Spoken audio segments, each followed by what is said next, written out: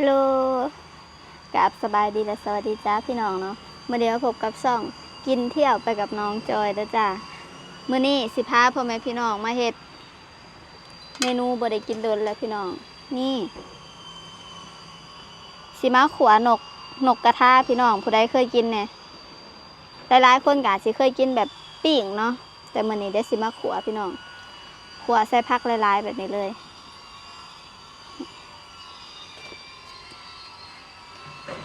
รู้สึกว่ากินปิ่งมาแต่มันบ่ได้แบบมันบ่มีแห้งอ่ะนะพี่น้องมันบ่ได้สดน้ำก็เลยสิขัวเนาะ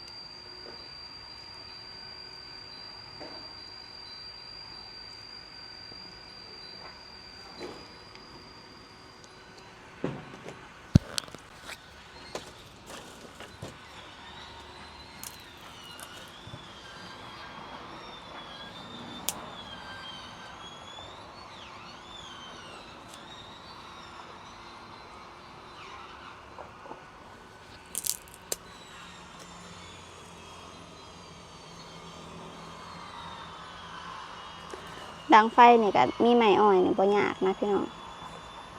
แป๊บเดียวก็ติดเนาะ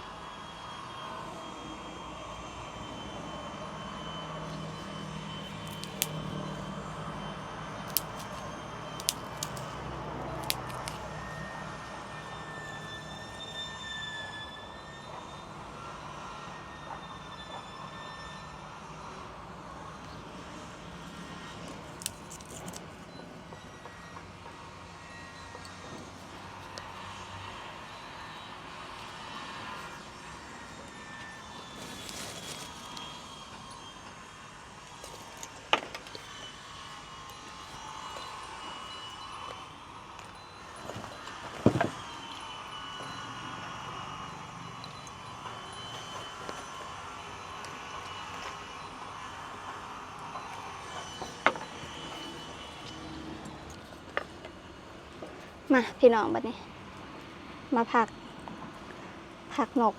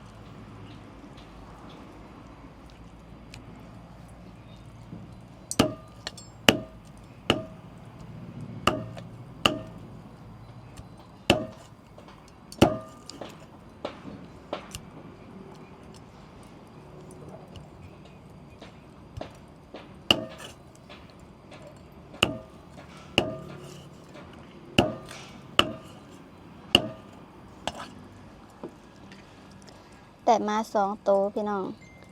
อันราคากะบ่แพงปานใดเนาะตัวหนึ่งกะ15,000 กีบ15,000 กีบถ้าว่าเป็นเงินบาทกะสิหมอง3แม่นบ่20 บาทบ่พี่น้อง20 บาทจักเท่าใดเลยเนาะ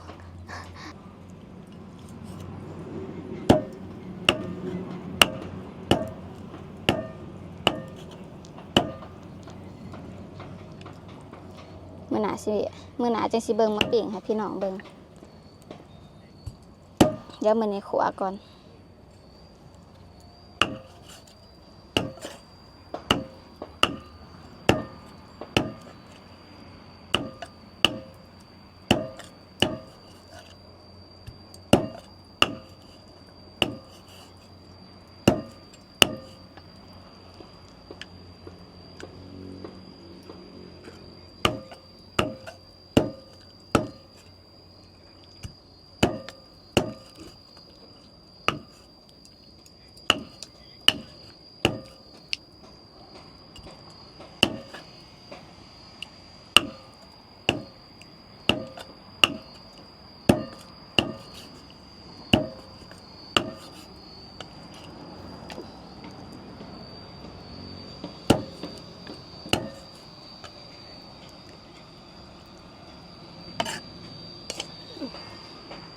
แมงวันก็หลายๆพี่น้อง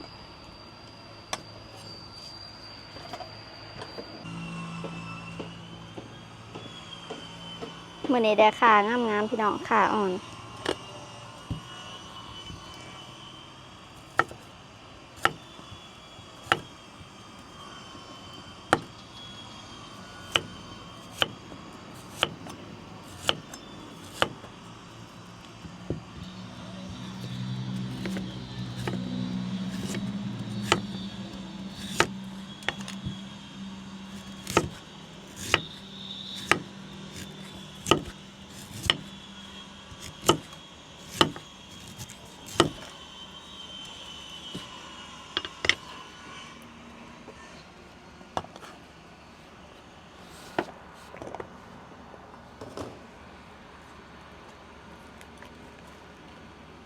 ว้าพักพี่น้องเบิ่ง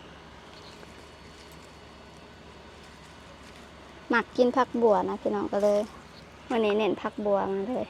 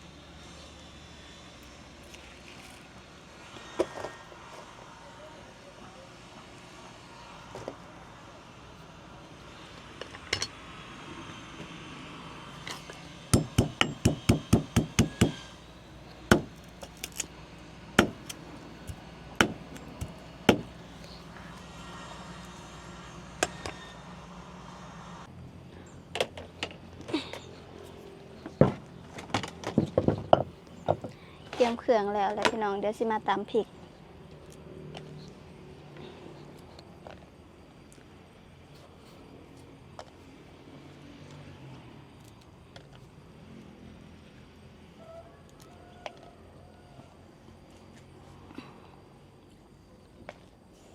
ตำพริกแล้วก็ใส่หัวข่าหน่อยหนึ่งนะพี่น้อง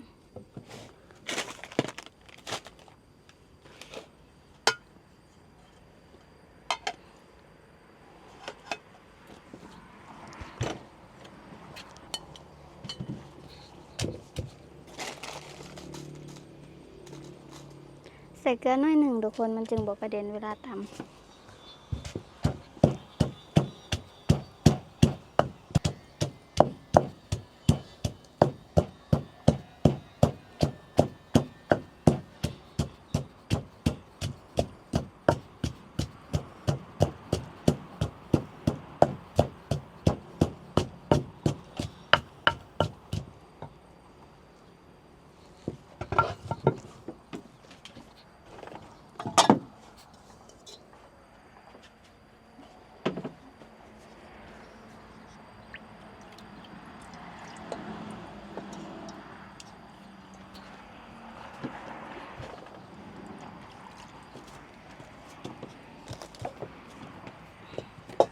ส่น้ำลงไปน้อยหนึ่งพี่น้องตอนขัว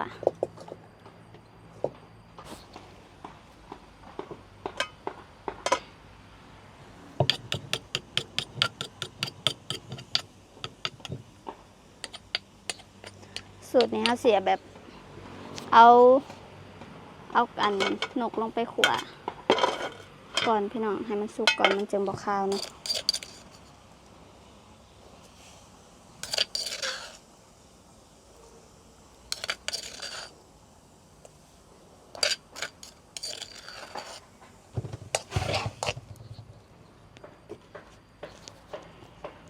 นี่ทุกคน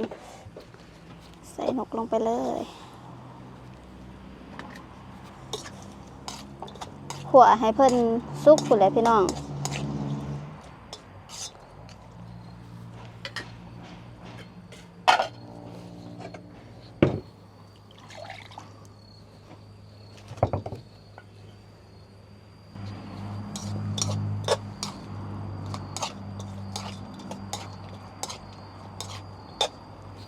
ก็ลืมใส่พี่น้อง ใส่หัวจิ้งไข่เนาะ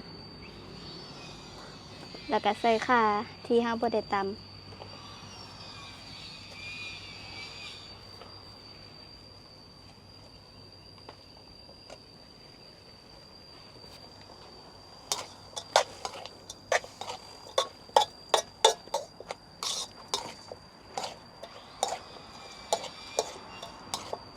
ขัวไปจนเพิ่นสุกพุ่นเลยพี่น้อง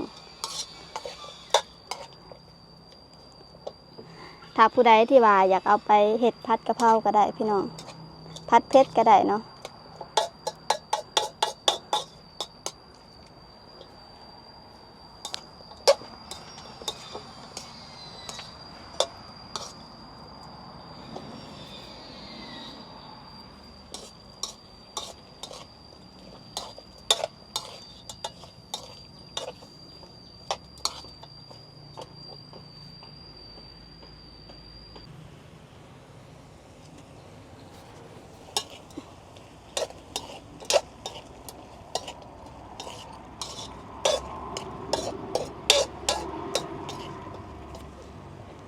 นี่ทุกคนใส่น้ำล้างโคกเลยจ้า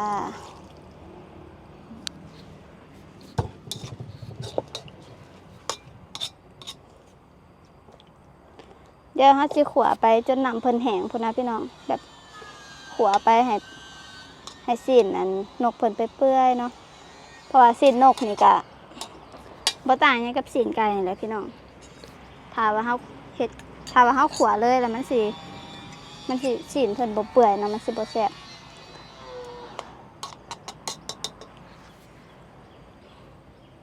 เดี๋ยวให้น้ำแห้งลงจักหน่อยพี่น้องแล้วก็นกเปื่อยแล้วจึงปรุงแล้วก็ใส่ผักเนาะนี่ทุกคนมันจะเปื่อยเลยนะอุ๊ยขัวไปแบบนี้เลย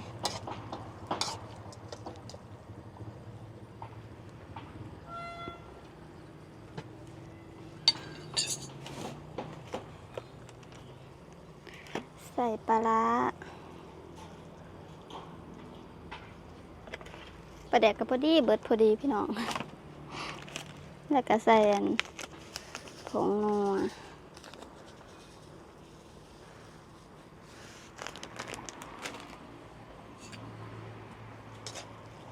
ใส่ลายเนื้อลายพี่น้อง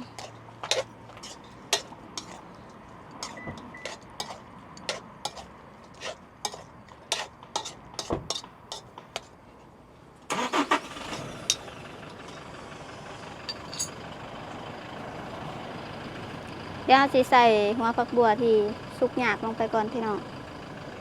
ใบเพิ่นสุกง่ายอยู่เนาะ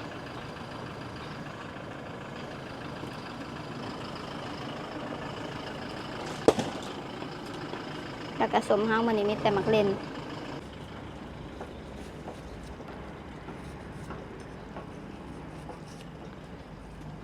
นี่ใส่มักเล่นนั่นดิบเด้อพี่น้องมันจึงสม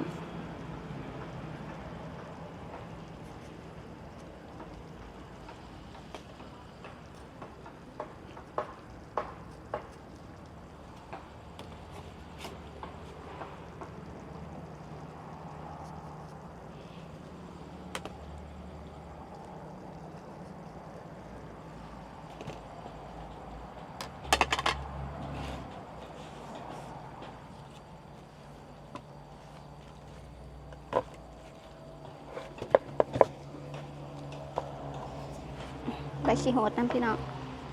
สิได้หอม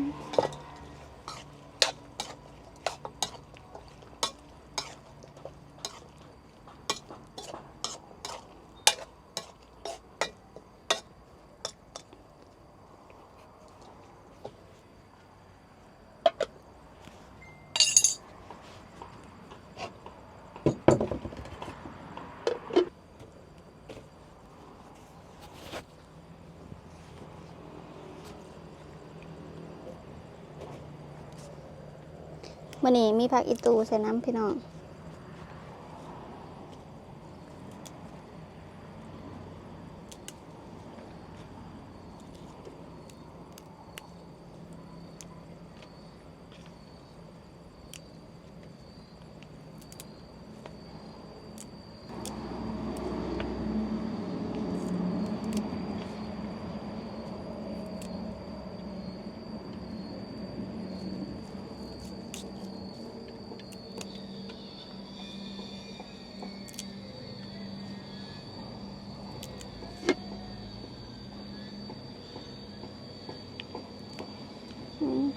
เริ่มไม่กลิ่นหอมแล้ว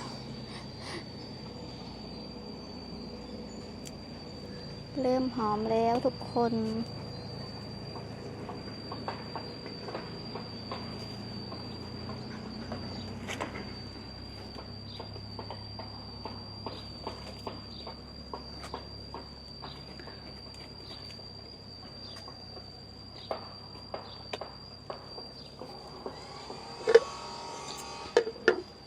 โอ้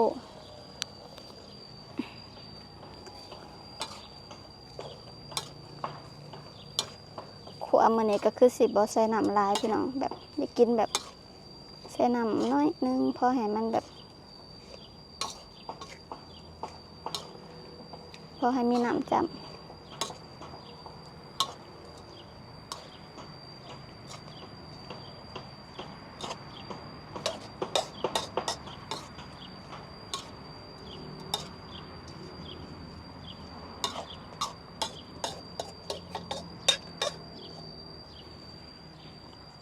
หน้าตาเริ่มเป็นตาแสบบ่พี่น้องปิดฝาไว้ก่อนหน่อยนึง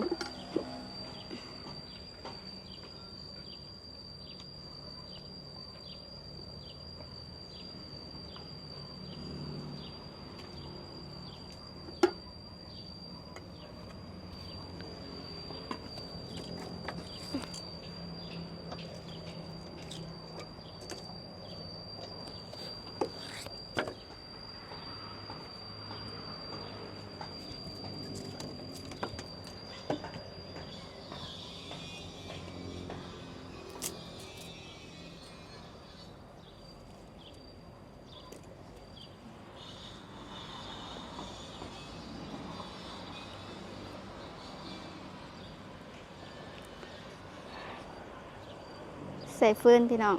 ทานเริ่มเบิดแล้วคันสิใส่อีกอะมันสิสุกแล้วเนาะป้าพี่น้องปกตินะถ้าว่าผู้ใดที่ว่าอยู่บ้านแบบได้เข้าไปหาอาหารป่าจังซี่นะก็สิได้กินตลอดเนาะพี่น้องแต่ว่าคันอยู่ในเมืองนี่เอาเป็นนกกระทาเอา นกกระทาก็แซ่บคือกันพี่น้องที่จริงอยู่ตลาดเพิ่นก็มีหลายนกขายอยู่เนาะแต่ว่ามันบ่คือบ้านเฮาบางอันเพิ่นบางอันก็บ่คือบ้านเฮาสินะป้าพี่น้อง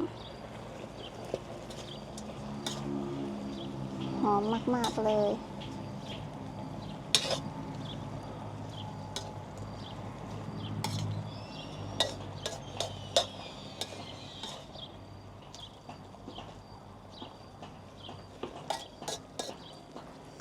ใส่ผักนางตูพี่น้องบอกเลยว่าผักนางตูนี่ไปเพิ่มความหอมแบบสุดๆพี่น้องใส่อ้อใส่อองใส่แกง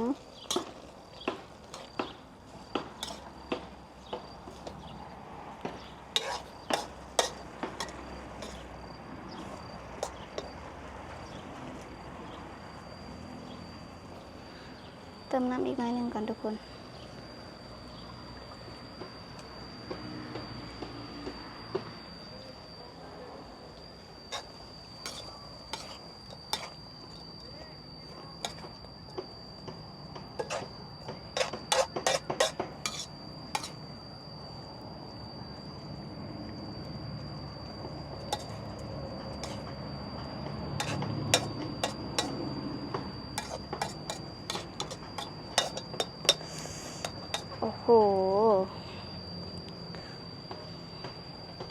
ดอ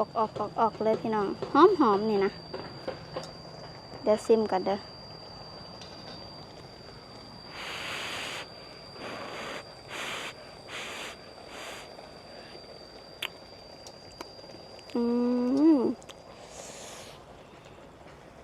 แซ่บเด้อพี่น้องซิมอีกก่อนหน่อยหนึ่งอุ๊ยแหมนะแข้ง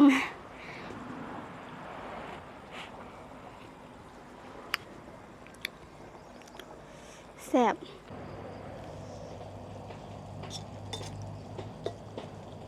พี่น้องเบิ้งสุกและหอมยั่วๆมากเลยนี่ทุกคนเอาถั่วมาพูดละถั่วเนาะเดี๋ยวสิตักให้พี่น้อง นี่เบิ้งหอมตอนนี้นะก็คือแบบเอาใส่เครื่องหลายนะพี่น้องผู้ใดอยากกินก็ลองเอาสูตรนี้ไปเฮ็ดลองเบิ่งเด้อพี่น้องแต่ว่าที่จริงนี่นกเพิ่นก็จะมีแบบว่ากินเฉพาะตัวของเพิ่นนะพี่น้องสำหรับผู้ใดที่ว่าบ่กินก็อาจจะว่ามีกินข้าวหน่อยนึงเนาะเพราะว่านกก็จะเป็นสัตว์ป่านะพี่น้องเป็นนกเป็นหนูจังซี่เนาะเพราะฉะนั้นแล้วเวลาเฮาเอามาเฮ็ดอาหารก็ต้องแบบล้างดีๆแล้วก็ต้องขั่วดีๆแบบว่า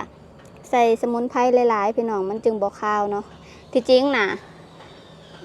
ถ้าว่าเฮาได้นกมาลกคนเองอิหยังน่ะต้องเผาก่อนพี่น้องถ้าเผาแล้วมันสิแบบมันจะมีความหอมเวลาที่เฮามาขั่วมาแกงเนาะแต่ว่านี่บ่ได้เผาพี่น้องมีแต่มาแล้วฝักแล้วก็ขั่วเลยเนาะเอาผู้ใดอยากลองไปเฮ็ดตามก็เฮ็ดได้เด้อพี่น้องเดี๋ยวสำหรับคลิปนี้ก็จะบ่ได้มากินให้เบิ่งเด้อเพราะว่าเดี๋ยวจะต้องได้ไปนึ่งข้าวก่อนพี่น้องเดี๋ยวสำหรับคลิปนี้ก็สิมาขั่วให้พี่น้องเบิ่งสำหรับผู้ใดที่ว่าอยากลองกินก็เอาสูตรนี้ไปเฮ็ดกินได้พี่น้องเอาสำหรับคลิปนี้ก็อย่าลืมฝากกดไลค์กดแชร์กดติดตามคอมเมนต์แล้วก็อย่าลืมกดกระดิ่งเพื่อแจ้งเตือน EP ต่อไปเนาะเดี๋ยวคลิปนี้จะขอตัวลาไปก่อนเด้อจ้ากราบสบายดีและสวัสดีจ้าแซ่บๆพี่น้อง